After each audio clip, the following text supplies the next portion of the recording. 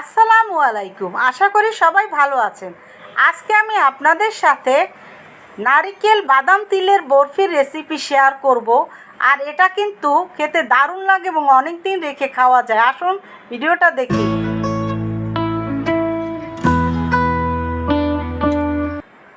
আমি প্রথমে প্যানের ভিতরে 1 কেজি কোরানো নারিকেল দিয়েছি, 1 কাপ চিনি, এখানে ডানো গুঁড়ো দুধ আছে 1.5 কাপ, আর আমি 2 রকমের গুঁড়ো ব্যবহার করব। বাটালি গুড় নিয়েছি 1 কাপ এবং আখের গুড় নিয়েছি আমি আধা কাপ।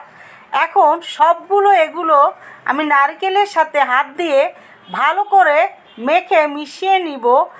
আর এটা ভালো করে হাত দিয়ে এভাবে মেখে নিলে এই বরফিটা খুব টাইট এবং শক্ত হবে, খেতেও ভালো লাগবে।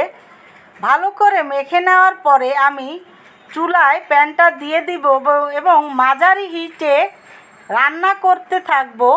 যখন পানিটা একেবারে বের হয়ে যাওয়ার পরে নারকেল থেকে শুকিয়ে যাবে এবং আঠালো হবে এরকমের, এবং হাত দিয়ে প্রয়োজনে একটু আপনারা দেখবেন যে দলা হয় নাকি, সেরকমের অবস্থায় চুলাটা আমি বন্ধ করে দিব।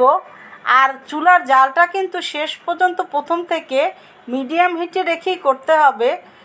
এখন এই নারিকেলটা যখন বন্ধ করে দেওয়ার পরে চুলাটা ঠান্ডা হবে কিছুটা, একদম গরম অবস্থায় কিন্তু বাদাম এবং তিলটা দেওয়া যাবে না, তাহলে নরম হয়ে যাবে, বাদাম এবং তিল খেতে ভালো লাগবে না।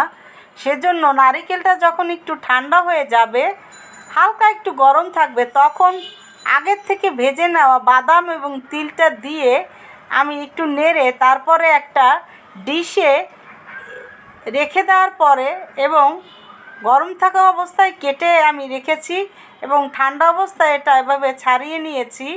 আপনারা আপনাদের পছন্দ মতোভাবে তৈরি করে নেবেন। ভালো লাগলে প্লিজ চ্যানেলটা সাবস্ক্রাইব, লাইক, শেয়ার। আল্লাহ হাফেজ।